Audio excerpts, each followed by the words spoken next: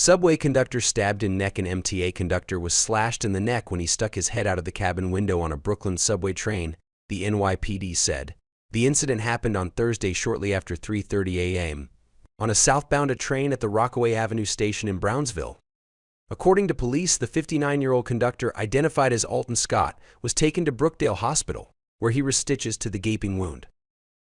The suspect, described as an adult man wearing a blue vest, fled the station, police said. So far, no arrests have been made. Scott has 24 years of service. Brooklyn bodega worker fatally shot. The NYPD released new images of the man suspected of fatally shooting 37-year-old bodega worker Nazim Berry on Monday in Brooklyn. According to the NYPD, Berry was shot in the head just after 4 p.m. inside the bodega on Franklin Avenue in Crown Heights after allegedly refusing to give away a free cigar. He was taken to NYC Health and Hospitals, Kings County, where he was pronounced dead. Berry, who lived in the neighborhood with his grandmother, had worked in the bodega for several years, his mother said, saying he was never in trouble. She said Berry had previously complained about people asking him for things for free at work. The individual is described as a man with a cornrow braids hairstyle and a dark complexion. He was last seen wearing a black and white jacket, black sneakers, and black jeans.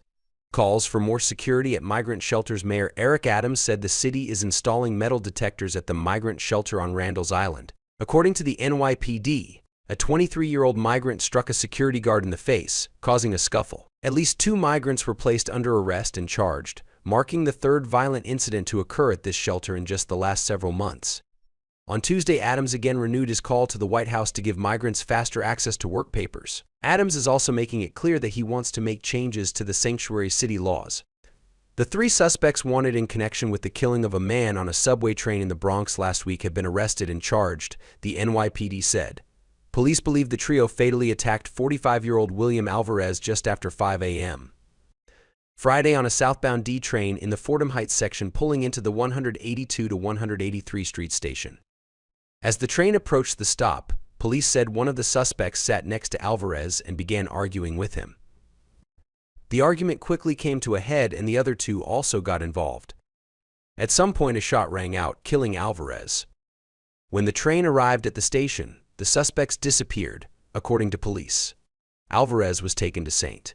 Barnabas Hospital, where he was pronounced dead. Officials attribute the arrest of 3 people charged in last week's Bronx subway shooting to security cameras as MTA employees and commuters alike expressed concern about a rise in subway crime in New York to Express.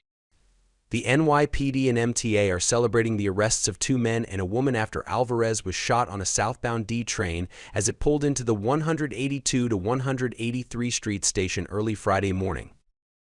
Transit Union denies MTA allegations of subway crime. The New York Transit Workers Union says MTA leaders are intentionally downplaying the problem of crime on the subway. They said the images of the suspects were clearly captured by cameras.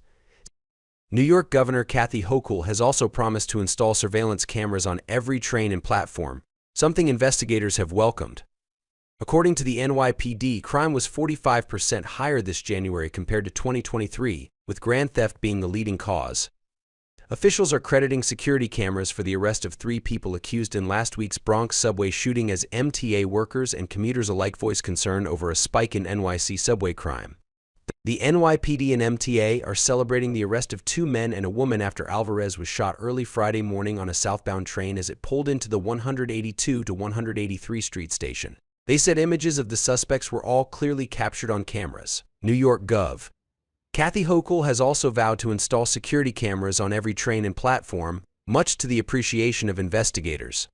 Crime was 45% higher this January compared to 2023. With grand larceny being the main driver, according to the NYPD. Police are still searching for the man accused of shooting a Brooklyn bodega vendor as concerns grow about the safety of workers at those stores, particularly when it comes to repeat offenders. Berry, who lived in the neighborhood with his grandmother, worked at the bodega for several years, his mother said, and said he never got in trouble. She said Berry had previously complained about people asking him for free things at work. The person is described as a man with a cornrow hairstyle and dark skin.